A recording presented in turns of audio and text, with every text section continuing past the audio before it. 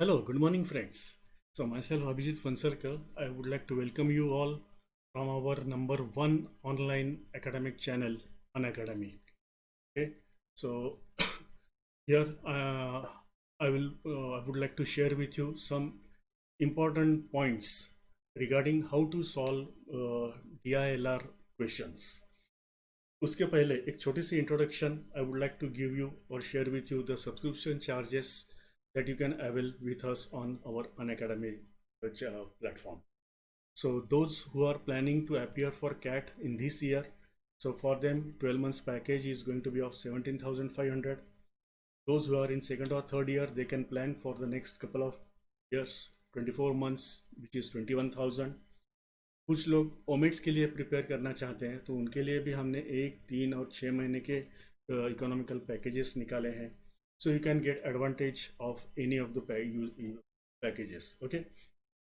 अब इतना ही नहीं, if you use my referral code of ASP10 तो वहाँ आपको उस पर 10% डिस्काउंट भी मिल सकता है. That is the most interesting part.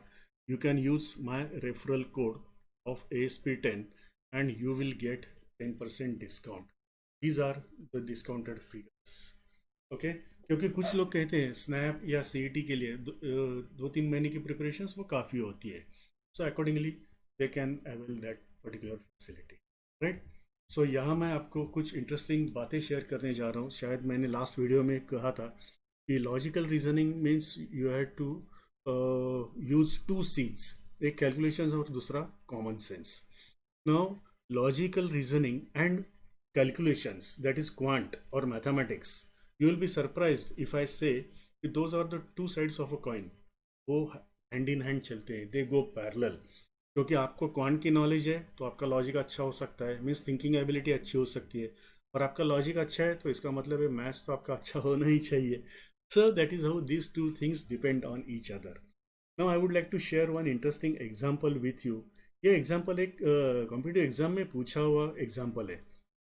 So definitely you will appreciate it कि वो इंटरेस्टिंग भी है, मीन्स उसमें कैलकुलेशंस भी इन्वॉल्व है प्लस लॉजिक भी इन्वॉल्व है.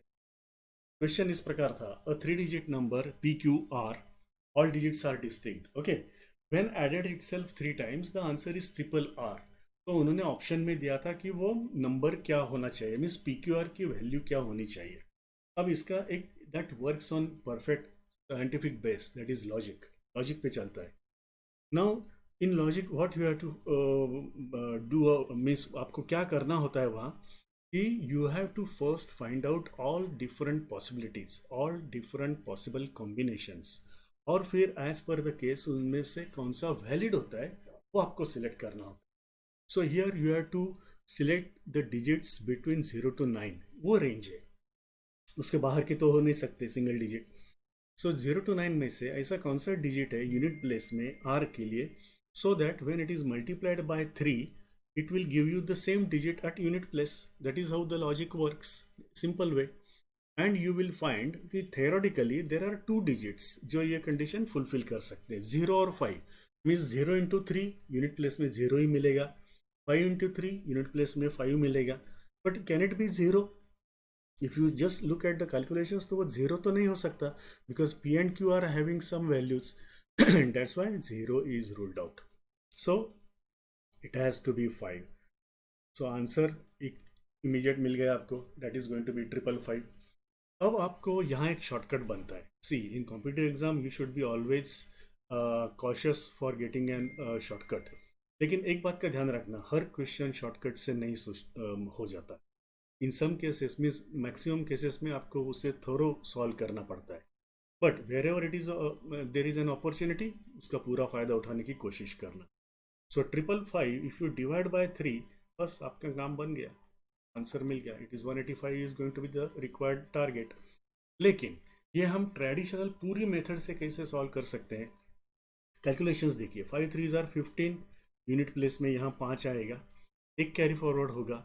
सो now you get the equation as 3Q + 1 और यूनिट प्लेस में आता है 5.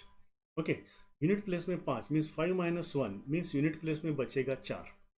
सो 3 के टेबल में ऐसा कौन सा डिजिट है कि जिसे हम मल्टीप्लाई करने के बाद यूनिट प्लेस में 4 मिल सकता है. So you will get the answer as 8. 3 8s are 24. Then plus में 4, that is the only digit. So 3 8s are 24 plus 1 जो कैरी फॉरवर्ड हुआ था तो ऐड किया तो वो आ गया 5. फिर और एक कैरी फॉरवर्ड हुआ. फिर यहाँ आपको मिलता है equation 3p plus 1 is equal to 5, right? So sorry, 8 3s are 24 plus 2 means यहाँ carry forward 2 हुआ है. So 3p plus 2 you get 5 and you get the answer of p as 1. So number is 185. Answer मिल जाता है. That is the thorough procedure. लेकिन shortcut से भी मिल सकता है. So that's how you have to work out in certain cases. ये जो क्वेश्चन था वो एक कॉम्पिटिटिव एग्जाम में पूछा हुआ क्वेश्चन था. So how calculations and logic go hand in hand, इसका एक आइडियल एग्जाम्पल. अब इसी टाइप का एक क्वेश्चन मैं आपसे शेयर करूंगा. ये भी पूछा हुआ क्वेश्चन है. You can refer way back. P Q R plus P Q R plus P Q R 3 बार ऐड किया and now the answer is triple Q. Now sometimes you will find in logic cases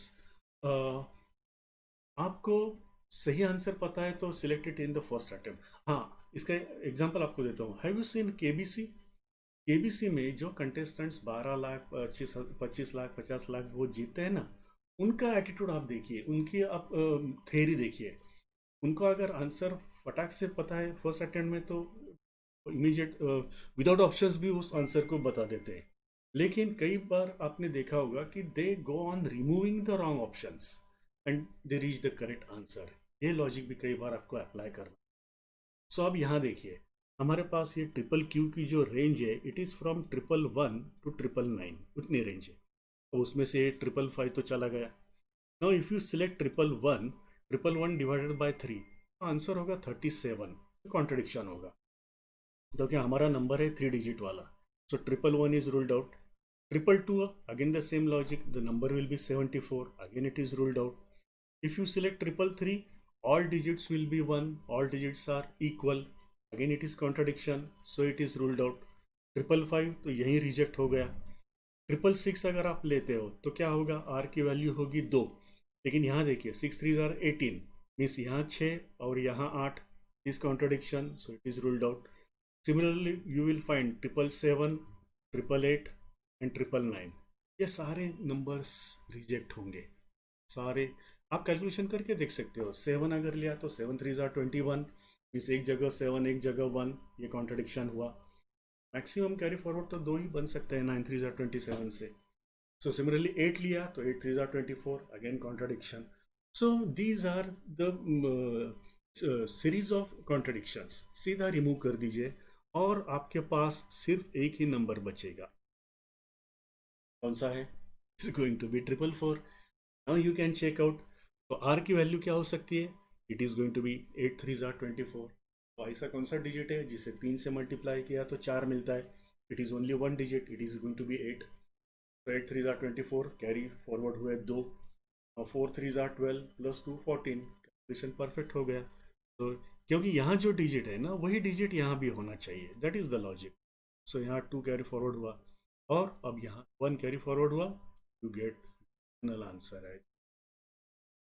so this is how you will find कि जो मैंने initially आपसे कहा था कि quant and logic they go hand in hand, और you can say they are the two sides of the same coin. यह चीज़ हमेशा ध्यान में रखना. Logic makes you think and maths makes the calculations. So that is how both are depending on each other.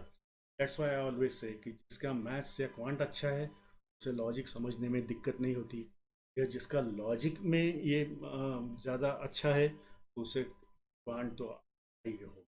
Okay, so this is how you will find how logic and quant are going hand. Okay, so these were some interesting examples. They were asked in some competitive exams that I will share with you. Okay, so thanks for the watching. Keep watching. I will be displaying certain interesting examples in my further videos as well.